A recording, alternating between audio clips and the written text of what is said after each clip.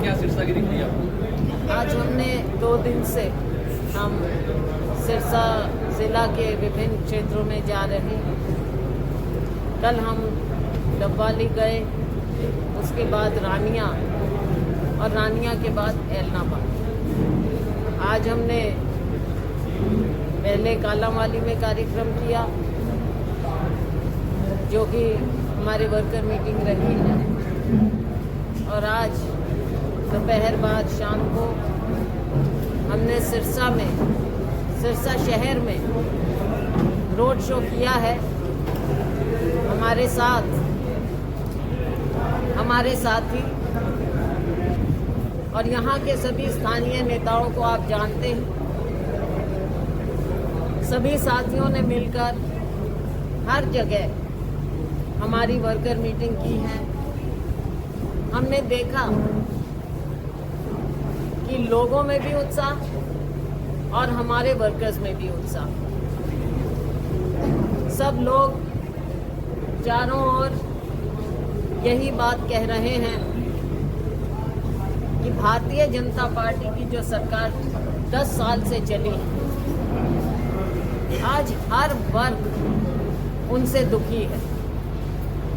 और केंद्र की हम बात करें, दिन प्रतिदिन बेशक इनका पूरा कंट्रोल है मीडिया पर, लेकिन उसके बावजूद भी असलियत को झुठलाया नहीं जाता। मीडिया में भी छन कर न्यूज़ आने लगी। जैसे जैसे इस चुनाव का, लोकसभा चुनाव का समय आगे बढ़ रहा है, चरण आगे बढ़ रहे हैं, 7 चरण हैं। ग्राफ भारतीय जनता पार्टी का कितना ही वो चाहे, लेकिन गिरता चला जा रहा है। बहुत बड़े बड़े क्लेम किए थे इन्होंने, 400 पार, लेकिन अब मीडिया भी दिखाने लगा है कि बहुत नीचे आने लगे हैं। तो साथियों, ये चुनाव जहां से भारतीय जनता पार्टी ने बेशक राम मंदिर का भी राजनीतिकरण करने का प्रयास किया, मंदिर पूरा हुआ नहीं, लेकिन उसका उद्घाटन किया गया। और खुद शंकराचार्य बोले कि जो मंदिर अभी अधूरा है, हम उसके उद्घाटन में नहीं जाएंगे, केवल और केवल राजनीति के लिए। अभी भी आप देख रहे हैं, कभी धर्म की बात करते हैं, लोगों को बांटने की बात करते हैं। ऐसा लगता है कि चुनाव जो नज़दीक आ रहा है, भारतीय जनता पार्टी की दिन ब दिन और ज़्यादा बौखलाती चली जा रही है। खुद माननीय प्रधानमंत्री जी, उनके भाषण आप सुनते जाइए, हर रोज़ एक नया, वो जो बोलते हैं नीचे स्तर पर बोलना शुरू हो जाता है। कभी हमारी बहनों के मान सम्मान पर जिस तरह से टिप्पणियां की जाती हैं, मंगलसूत्र पर टिप्पणी की जाती है, एक राज्य में कुछ कहते हैं, दूसरे राज्य में कुछ कहते हैं, बौखलाहट। और इसी को आपने देखा हरियाणा में भी, इनकी बौखलाहट का नतीजा आपने देखा कि कैसे आखिर में एकदम मुख्यमंत्री बदल दी। उन्हें मालूम था कि इस सरकार का चेहरा बेनकाब हो चुका है, और आज भी नाम के नए मुख्यमंत्री हैं, वही व्यवस्था, वही कार्यशैली, सब कुछ वही चल रहा है। आम जनमानस से आप निकल कर बात करेंगे तो सब यही कहते हैं कि इनकी सरकार तो बस जा ही जा रही है। और आप देखेंगे कि केंद्र में भी वही हाल होगा जो इंडिया शाइनिंग का हासिल हुआ था 2004 में, क्योंकि नीचे का जो अंडर करंट है उसको ये पहचान नहीं रहे। और हम अगर सिरसा की बात करें, सिरसा में लोगों को ऐसा लगता है कि भारतीय जनता पार्टी का क्या चेहरा देखें। ना कोई विकास हुआ, ना कोई साथ हुआ, किसानों के साथ तो अगर हम बात करें, पंजाब और हरियाणा के बॉर्डर की ऐसा बर्ताव किया गया जैसे तो इंडिया और पाकिस्तान का बॉर्डर। लोगों को घरों में बंद कर दिया गया, बाहर निकलने नहीं दिया, किसानों को प्रताड़ित किया गया और आज आम नागरिक को, गरीब को ये परिवार पहचान पत्र के चक्रव्यूह में फंसा कर रख दिया है। युवा को कुछ दिख नहीं रहा है, बेरोजगारी चरम सीमा पर है। चाहे देश की बात करें, हमारे अपने राज्य की बात करें, कहीं परिवार पहचान पत्र, कहीं कुछ। आज हम कालांवाली मंडी में थे तो हमारे वो जो पल्लेदार भाई और बहन, मजदूर, गरीब से गरीब, उन्होंने हमारे सामने क्या बात रखी। कोई 10वीं पास थे, कोई 12वीं पास थे और वो कहते कि देखो हमारी मजबूरी, हमको इस तरह से श्रमिक बन के काम करना पड़ रहा है, ना पूरी लेबर मिलती। हमारे बच्चों का क्या होगा? सरकार कहती है कि बच्चों को पढ़ाओ, 10वीं 12वीं पास करके उनको ऐसे लेबर करनी पड़ती। तो व्यथा बहुत है, मैं भाषण नहीं दूँगी, मुद्दे बहुत हैं। चाहे हम स्थानीय मुद्दों की बात करें, कोई डेवलपमेंट नहीं हुआ 10 साल में देखने को। और सबसे ज़्यादा मुझे लगता है कि जो ये एक और ढकोसला किया गया स्वच्छ भारत के नाम पर, जहाँ निकलो गंदगी ही गंदगी है। इसमें भी पता नहीं कितना भ्रष्टाचार हुआ। हरियाणा में मिलीजुली सरकार बनी, सबको पता था, बच्चे बच्चे को पता था कि चुनाव आएगा, इनका गठबंधन टूटेगा, तोड़ेंगे। और आज वही हो रहा है, नूरा कुश्ती हो रही जजपा और भाजपा में, एक ही सिक्के के दो पहलू। तो लोगों में जहां एक और बेहद नाराजगी, वहां दूसरी ओर कांग्रेस पार्टी के प्रति लोगों का उत्साह, लोगों को विकल्प केवल कांग्रेस में नजर आ रहा है। और हम, हमारे साथी, हमारा गठबंधन आप पार्टी के साथ, लेफ्ट पार्टीज के साथ, अन्य पार्टियों के साथ हमारा गठबंधन है और हमारा गठबंधन ये चुनाव लड़ रहा है। हरियाणा में एक सीट डॉक्टर सुशील गुप्ता जी कुरुक्षेत्र से लड़ रहे हैं, बाकी 9 सीटों पर कांग्रेस लड़ रही है। हमें पूरा विश्वास है जो, और मीडिया के मेरे साथियों से कहूँगी कि ज़मीनी हकीकत देखिए, 10 की 10 सीट हमारा गठबंधन जीतेगा। मैडम जी, आपका जो मुद्दा पहले होता था महंगाई का और उसका, लेकिन आजकल एक नया मुद्दा चल रहा है आरक्षण को लेकर के। वो आरक्षण को लेकर के जैसे कि रेवंत रेड्डी जो तेलंगाना के जो सीएम, उनमें भी समन भेजा है दिल्ली ने, उस सिलसिले में आपका क्या कहना है कि आरक्षण किस मुद्दे को? देखो, आरक्षण के बारे में भाजपा और ये आरएसएस के लोग कभी कुछ कहते हैं, कभी कुछ कहते हैं। कभी कहते हैं आरक्षण खत्म होगा, कभी कहते हैं आरक्षण नहीं होना चाहिए, कभी कहते हैं आरक्षण को हम बंद नहीं करेंगे। तो ये कब, कहाँ पर, किस जबान से क्या बोलें, किसी को मालूम नहीं पड़ता। समय के मुताबिक, जगह के मुताबिक इनका रूप बदल जाता है। अगर बात की जाए तो 8-9 सीटों में से 8 अनाउंस हो चुकी हैं, दावा में पेज काम करता एक सीट पर है, विचार हो रहे हैं, जल्द हो जाए। मैडम, आपके साथी और अब आपके प्रतिद्वंदी अशोक तंवर, उनका आप पर आरोप ये है कि 26 साल हो गए आप सिरसा को दबाने छोड़ गए, ये उनका आरोप है। कांग्रेस पार्टी में कोई किसी को लावारिस नहीं छोड़ता, सिरसा के लोग जानते हैं। और देखो, अब कोई कुछ भी कैसा भी आरोप लगाए, उन चीज़ों में वो है नहीं। सिरसा के लोग मुझे जानते हैं, मेरे परिवार को जानते हैं, तो इसमें कोई सफाई देने की बात नहीं है। लगातार हमारा संपर्क बना रहा है, हर तरह से हमारा अपना परिवार है, पुराने लोग हैं, कांग्रेस पार्टी है, एक परिवार है।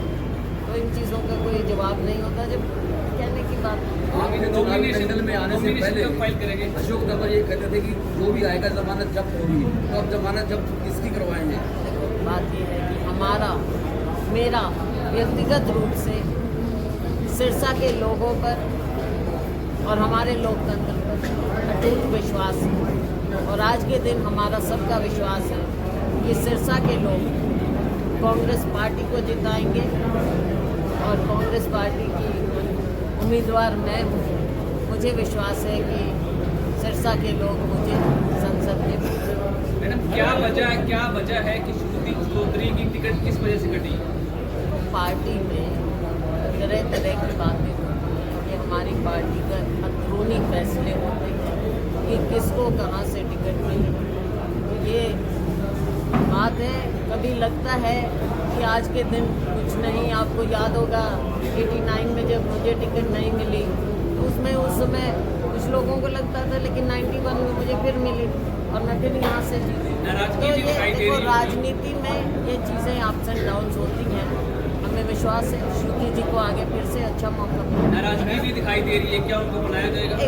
एक बार मायूसी होती है, उसमें कोई ऐसी बात नहीं है, स्वाभाविक बात है। आप नॉमिनेशन कब फाइल करेंगे? 1 तारीख।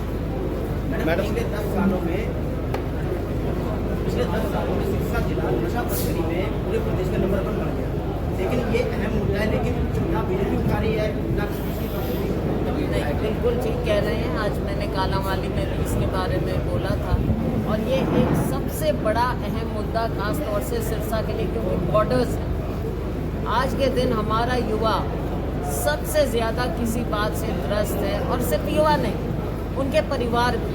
जब परिवार के परिवार नष्ट हो जाते हैं, कोई युवा अपनी जान खोता है, नशे की लत में पड़ जाता है, उसका जीवन तो बर्बाद होता है, उसके पूरे परिवार का जीवन बर्बाद होता है। उसके माता पिता का आप सोचिए, जो सपने संजोए होते हैं अपने बच्चों के बारे में, वो सब नष्ट हो जाते हैं। आप मुझे बताइए कि क्या कारण है कि ये इतना बढ़ता चला जा रहा है और सरकार और प्रशासन इसके बारे में कुछ नहीं कर पा रहे? क्या वो इतने असहाय हैं? क्या कारण है? आँख मीची हुई है या फिर करना नहीं चाहते? सरकार को जवाब देना पड़ेगा इस बात का, क्योंकि यहाँ का युवा पूछ रहा है कि इस नशे से कब मुक्ति मिलेगी। अब बच्चों की विधानसभा में भी उठाया था हमारे साथियों ने। तो ये इतना अहम मुद्दा है, जहाँ शिक्षा की हम बात करते हैं, बेरोजगारी की बात करते हैं, नशे की बात कोई कम अहमियत नहीं रखता, बल्कि सबसे बड़ी बात आज के दिन हमारे लिए है और सिरसा के लिए। क्या लोकसभा चुनाव हुड्डा और शैलजा को एक साथ करेंगे?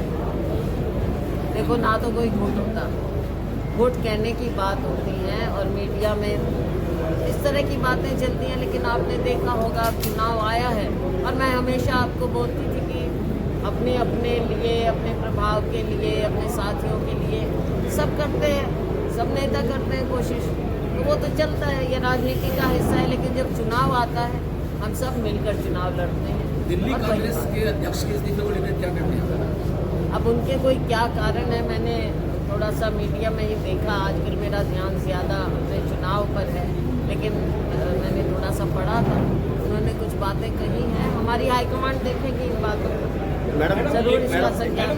एक इंडिया गठबंधन पूरे देश में चुनाव की आप सत्ता में प्राप्त करो। हाँ जी, इंडिया गठबंधन पूरे देश में चुनाव में प्राप्त, क्या आप पूरा अमेंडमेंट सत्ता के लिए पूरा करोगे? मेरा टारगेट पूरा हो आप सरकार बनाओगे क्या? बिल्कुल बिल्कुल। जैसा मैंने कहा था, 2004 में भी किसी को नहीं लगता था, तब तो इंडिया शाइनिंग चल रहा था, किसी को नहीं लगता था, लेकिन एक अंडरकरंट था। आज के दिन उससे भी ज़्यादा अंडरकरंट है और इंडिया गठबंधन सरकार बनाएगा। कल से लेके अब तक आपने लगभग 5 विधानसभाओं में आपका एक राउंड हो चुका है। कितना लोगों में उत्साह या नाराजगी आप लोगों को नजर आई? हमको नाराजगी नज़र आ रही है सत्ता पक्ष पर, और हमारी तरफ लोगों का उत्साह नज़र आया है। लेकिन देखो, चुनाव होता है और लोकतंत्र में सबकी बात अपने मन से वोट डालें, वो सब अपना सोच समझ कर वोट डालें। हम अपना पक्ष रख रहे हैं, अपनी विचारधारा रख रहे हैं, और लोगों का रिस्पांस देखकर 5 हलकों में कल हम बाकी के 4 हलके करेंगे, फतेहाबाद, रतिया, टोहाना और नरवाना। पहले भी थोड़ा उधर गए हैं। मुझे पूरा विश्वास है कि हमारे सिरसा की जनता पूरी तरह से कांग्रेस का साथ दे। मैडम, गांधी परिवार की ओर से चुनाव प्रचार में खूब बड़ा दिख रहा है। अभी वर्कआउट कर रहे हैं, बहुत टाइम है। मैम, कांग्रेस के मैनिफेस्टो को जिस तरीके से बीजेपी पेश कर रही है उसके बारे में क्या कहें? बीजेपी अपनी बात कर ले, अपनी गारंटियाँ बता दे। हम तो सरेआम पूछते हैं, अपनी गारंटी बताओ, कौन सी गारंटी पूरी हुई है आपकी? ना स्वामीनाथन कमेटी रिपोर्ट आपने लागू की, आपने कहा था, क्या हुआ उस गारंटी का? और उसके बाद आपने प्रॉमिस भी किया था, क्या हुआ उस कमेटी का? आपने कहा था कि 2 करोड़ रोजगार देंगे हर साल, क्या हुआ 20 करोड़ रोजगारों का? कुछ जवाब दीजिए। सबका साथ, सबका विकास, स्वच्छता अभियान, कहाँ है ये सारी बातें? लोगों की जेब में 15 से 20 लाख जुमले ही तो है ना, कुछ बचा नहीं है। आज इनके पास काला धन खत्म कर देंगे, कितना कैश खत्म कर देंगे। आज कितने गुना कैश सर्कुलेशन में है। जीएसटी में लोगों को फंसा दिया। किस गारंटी की बात करें? ना गरीब आदमी को कुछ मिल रहा है, ना आम नागरिक को कुछ मिल रहा है। महंगाई आसमान को छू रही है, आमदनी दुगनी करेंगे। किस गारंटी की बात करें?